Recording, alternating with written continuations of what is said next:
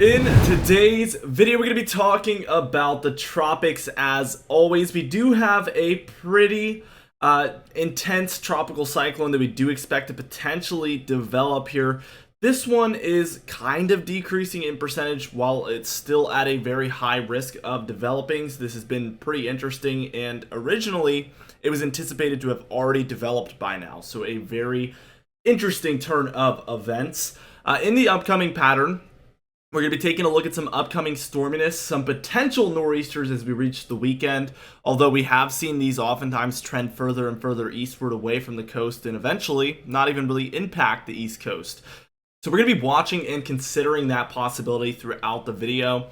And then we're going to dive into some Rocky Mountain snowfall that looks very intense and probably the biggest amount of snowfall we've seen all season long so far. It's a very young season, but still. And then we're going to dive into the upcoming temperature pattern as always. And we have a big flip on the way actually in that department. So there is a whole lot to discuss today. Before we dive into things, be sure to check out Prestige Weather in the description and pinned comment down below. We offer early access to all of our monthly and seasonal outlooks. We do weekly consulting calls and other consulting services within our community. It's only $5 a month. And again, you can find it in the description and the pinned comment down below. Let's go ahead and take a look at this tropical disturbance here. And as you can see, we now have a 30% chance of development over the next 48 hours, which is 10% down from yesterday. And we have a 70% chance of development over the next 7 days, which is also 10% chance below what we saw yesterday. So I think the interesting thing here is, again, we're consistently dropping by about 10% a day.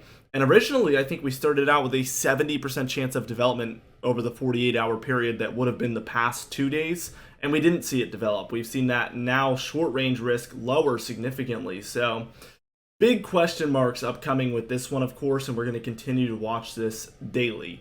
As we dive into the upcoming pattern, I just want to take us towards this afternoon, Monday, October 16th.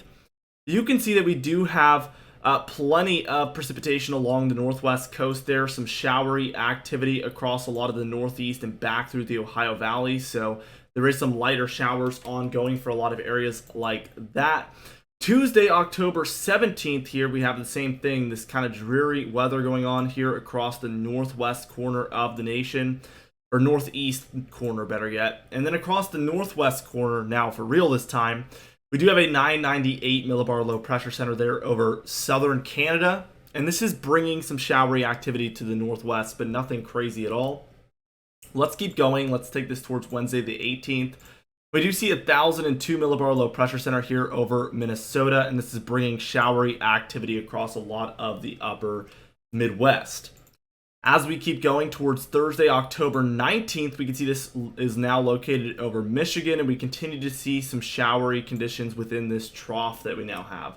So again, early in the week, we've seen some cold in the east, and we continue to see that by Thursday, but the change is coming really rapidly. By Friday, what we're seeing is this trough is now lifting off a bit. Simultaneously, we have a 997 millibar low pressure center over the upper Midwest. 1002 here in southeast Canada, 1002 here offshore of the mid-Atlantic, and then 1006 offshore of the southeast. So all sorts of low pressure centers in the east. And as you can see, as a result of this, we have widespread, it is spotty, but there's a very far stretching area of storminess happening here across the east as a result of that. As we reach into Saturday, October 21st, all of this is kind of getting closer together, but we can tell that the primary low here is a 991 that's offshore of the mid-Atlantic. But again, we'll be watching for maybe an eastward trend, as that's been what's happening over the past couple of storms like this, is they will kind of push to the east over time. And if that occurs, we're going to see a less impactful solution, of course. Not saying that's going to occur, but we're going to be watching for it. Particularly concerning here is that this does drop down to a 973 millibar low pressure center, bringing very widespread precipitation and very widespread wind. This would be a very impactful storm if that did take place, because that is incredibly strong. By Sunday, October 22nd, it's all the way down to a 970 over eastern Maine there. Again, still bringing heavy impacts to a lot of different folks. Monday, October 23rd here, we can see that there is showers both in the form of rainfall and snowfall out west taking place. Let's just reach towards Tuesday, October 24th. As you can see, we start to get snowfall here over western Canada, northwestern United States, as we see cold air diving in through the west and warm air pushing up through the east. So this is that pattern change we were alluding to, and we can see it fully taking place by this point. And then finally by Wednesday, October 25th, a very intense looking day, we do have this far stretching storminess across the northwest, snowfall here on the rocky side of things, rainfall mostly with snowfall in the higher elevations here as you work your way further to the southwest. We do have a pretty intense looking storm system here across the central states: Texas, Oklahoma, Arkansas, Missouri, Kansas, Nebraska, Iowa, Minnesota, Wisconsin, Michigan. All of these different states are seeing plenty of precipitation. Very interesting. As we take a look at the total precipitation here, as you can see, we have above average amounts across the northwest, the central states here, and then across the northeast in particular. There is above average precipitation expected for these different areas. The total snowfall here looking much more intense than what we've seen, as you can see across a lot of the west, but especially here in Montana, Idaho, and Wyoming. We see heavy amounts of snowfall. The Adirondacks of New York seeing some snowfall as well here. Very interesting to say the least. Anywhere in the grays is a dusting. If anything, blues are 2 to 6 inches, purples are 6 to 10, pinks are 10 to 20 there. Your pastel blues are going to be anywhere from about 20 to 30 inches, and we do see some of that actually, believe it or not, going on there in a lot of Montana and Wyoming for the highest elevation regions. Very interesting. As we take a look at the temperature pattern, you can tell that we do have this deep diving cold air that I was mentioning earlier already in place there. Warmer air surging across the west. As we keep going, we can see that warmer air pushes eastward eventually as we reach late week this week. And it kind of continues doing that until we get another cool down happening for Monday the 23rd here.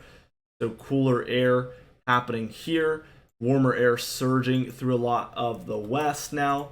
As we keep going, we can see that we do actually begin to see some signs of a very strong negative PNA here at the end of the model run, right there. And we can see the warm surging in the east. It's still holding on to that cold along the eastern seaboard, but over time we would probably see warmth push all the way to the east coast as a result of that negative PNA. So this is something to watch as we reach towards late October. Now the long range pattern, let's just see what happens, because this is the 25th through the 30th. We see cold from coast to coast. I'm doubtful that's going to happen. 30th through the 4th of November, we actually do see some warmth building back in for the west, and then cooler air in the east here is really the trend that I'm picking up on. Let's keep going. As you can see, by the time we're reaching the 5th through the 10th, again, there's more signs of warmth in the west than I would say there is in the east, so this is probably a cold in the east pattern by this point. Let's see the 10th through the 15th, same story.